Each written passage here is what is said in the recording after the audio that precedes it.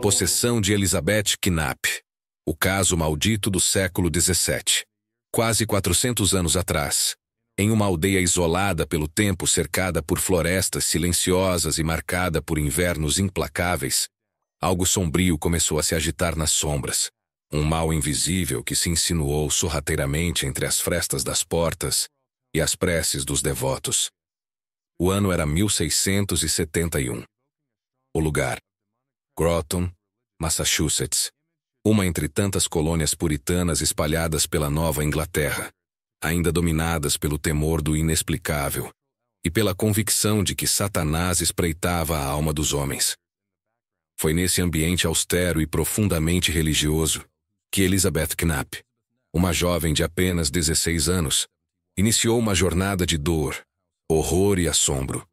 Uma jornada que muitos acreditam até hoje ter sido causada pela possessão demoníaca mais antiga documentada nos Estados Unidos. Elizabeth era filha de um fazendeiro influente e respeitado entre os puritanos da vila, criada sob rígidos princípios morais e religiosos. Desde muito jovem, foi enviada para servir como criada na residência de uma figura temida e admirada: o reverendo Samuel Willard, um dos líderes espirituais mais proeminentes de toda a região. Homem austero, profundamente devoto e conhecido por sua firmeza doutrinária, Willard via sua casa como um refúgio de fé e ordem. Mas jamais poderia prever que o próprio coração daquele lar sagrado se tornaria palco de um dos episódios mais aterradores de possessão já registrados na América colonial. Sob seu próprio teto, o sagrado seria desafiado pelo inferno. Tudo teve início de maneira sutil, como uma sombra que se arrasta silenciosamente antes de mergulhar o ambiente na escuridão total. Elizabeth começou a se queixar de dores difusas, primeiro no abdômen, depois no peito. Desconfortos que pareciam vagos demais para um diagnóstico, mas intensos o suficiente para inquietar todos ao redor. Em pouco tempo, os sintomas evoluíram para algo muito mais perturbador. Seu corpo era sacudido por espasmos violentos, os olhos se reviravam, e gritos cortavam o silêncio da casa em horários cada vez mais improváveis. Ela dizia sentir um fogo correndo por suas veias, uma queimação interior como se algo estivesse tentando consumi-la por dentro. E ainda assim, seu corpo não apresentava qualquer sinal externo de doença. Não havia feridas, não havia febre, não havia explicação. Mas havia o medo, denso, sufocante, crescente. Um medo que começava a se infiltrar nas paredes da casa do reverendo, e que logo se espalharia por toda a vila. Nos primeiros dias, Elizabeth mergulhou em um estado de desespero absoluto. Seus olhos, antes vivos, tornaram-se opacos, vazios, como se ela enxergasse algo que mais ninguém podia ver. Seu corpo retorcia-se em movimentos violentos, abruptos, como se algo invisível o dominasse de dentro para fora. Sua voz, entrecortada por soluços e gemidos, revelava mais do que dor física. Era angústia profunda, medo cru, pavor sem nome.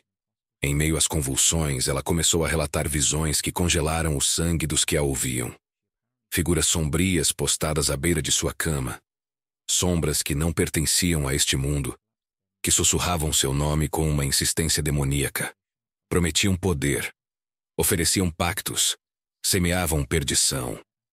Diante da gravidade crescente, o reverendo Samuel Willard tomou uma decisão rara para sua época. Começou a documentar tudo, meticulosamente. Anotava cada episódio, cada delírio, cada olhar fixo para o vazio.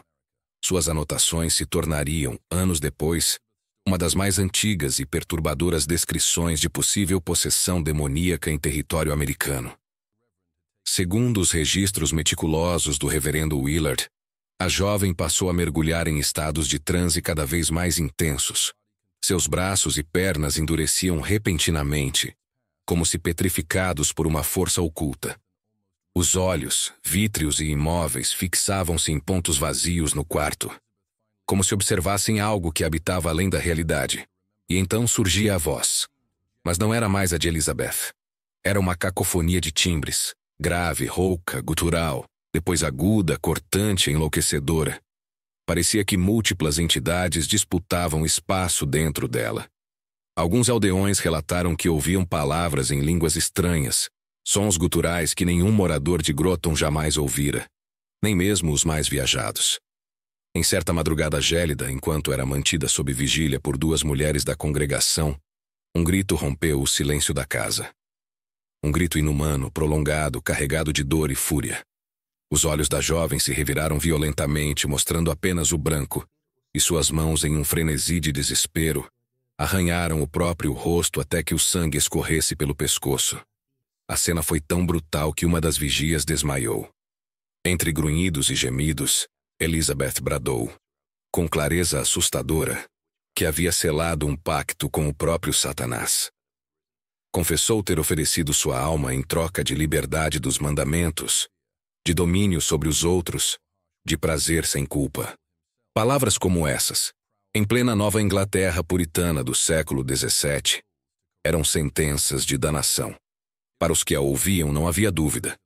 Ela estava tomada por uma força das trevas, e sua confissão selava a presença do inferno em Groton. Mas o verdadeiro horror ainda não havia se revelado por completo. Nos dias que se seguiram, o comportamento de Elizabeth tornou-se imprevisível, oscilando entre um mutismo gelado e explosões de violência aterradora. Em certos momentos, ela permanecia horas inteiras sem dizer uma palavra, olhando fixamente para o vazio com uma expressão vazia e morta. Noutras ocasiões, caía no chão como uma fera enjaulada, contorcendo-se com movimentos espasmódicos e emitindo ruídos grotescos, tão distantes da voz humana que arrepiavam até os mais céticos. A força que ela demonstrava nessas crises beirava o impossível. Testemunhas afirmavam que, em plena agitação, eram necessários ao menos 3 homens adultos para contê-la. E mesmo assim ela resistia, urrando, arranhando, cuspindo palavras incompreensíveis, como se algo antigo e maligno falasse através de seu corpo. Dizia com olhos dilatados de pavor que sentia garras caminhando por dentro da pele e que alguém, ou algo, tentava puxar sua alma pela garganta. A atmosfera na vila começou a se deteriorar rapidamente. O medo se espalhava como uma névoa. Os vizinhos da casa do reverendo começaram a se afastar. Alguns juravam ter visto clarões inexplicáveis vindos das janelas do quarto da jovem nas altas horas da madrugada. Outros afirmavam ouvir sussurros, vozes dissonantes que pareciam conversar entre si, mesmo quando Elizabeth dormia sozinha, trancada por dentro. Com o passar dos dias, a tensão tornou-se insuportável. Famílias inteiras se recusavam a passar perto da casa. Crianças eram mantidas em silêncio. As orações se tornaram constantes. E o nome de Elizabeth Knapp, antes apenas o de uma criada, agora era sussurrado com medo e superstição. O caso havia ultrapassado os limites de Groton. Espalhava-se como uma praga invisível, atingindo corações e mentes como um presságio. Um aviso de que o mal, enfim, havia encontrado morada entre os vivos. E foi então que os sinais ultrapassaram os limites do inexplicável para mergulhar de vez no aterrador.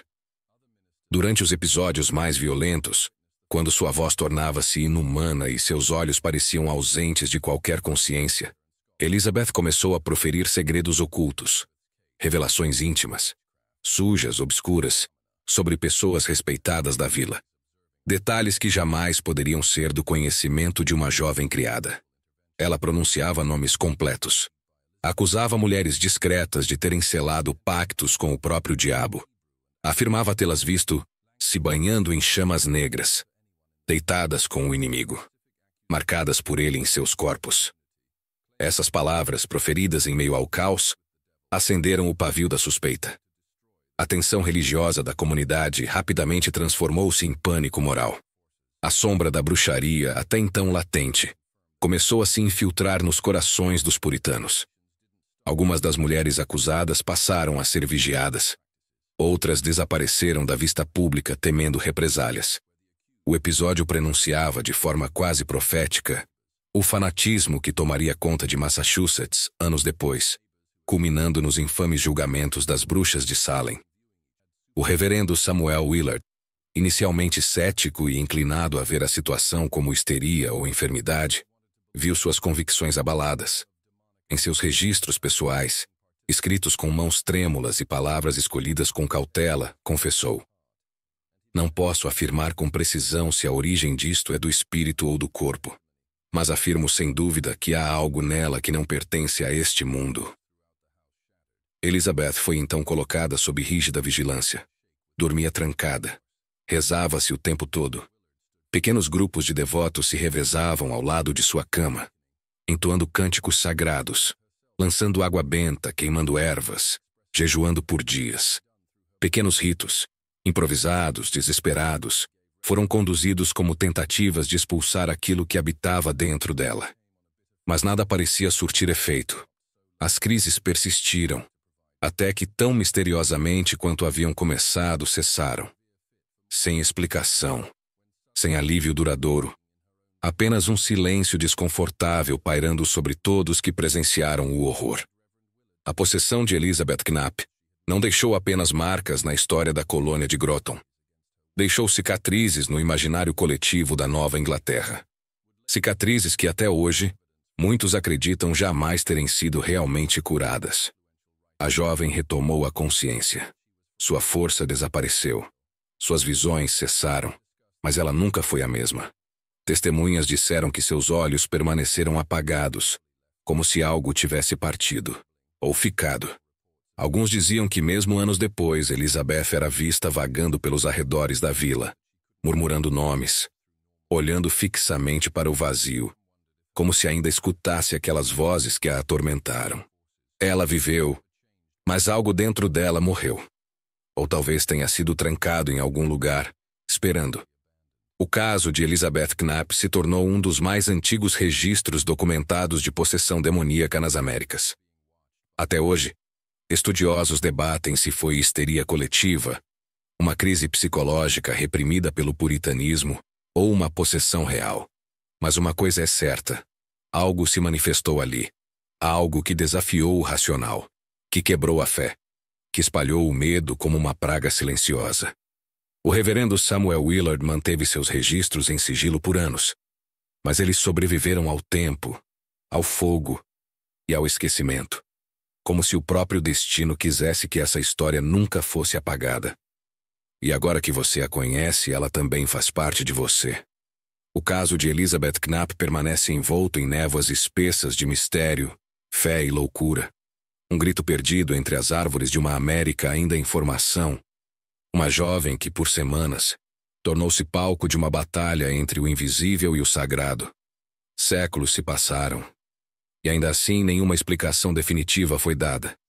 Nenhum alívio, nenhum perdão. Apenas o eco persistente de uma alma que tocou o abismo. E talvez nunca mais tenha voltado completamente. Voz firme, com leve suspense e tom de mistério. Se você chegou até aqui, é porque também sente que o mundo guarda segredos que preferem permanecer nas sombras. Se inscreva no News Web Doc e ative as notificações. Aqui, você vai encontrar os relatos mais obscuros, os casos mais perturbadores e as verdades que muitos preferem enterrar. Deixe o seu like, comente o que achou do caso de Elizabeth Knapp e se já ouviu falar de outras possessões antigas tão sinistras quanto esta. Compartilhe este vídeo com quem tem coragem de encarar o inexplicável. E lembre-se, nem tudo o que parece delírio é. Nos vemos no próximo episódio, mas esteja preparado, porque onde há fé, o inferno também observa.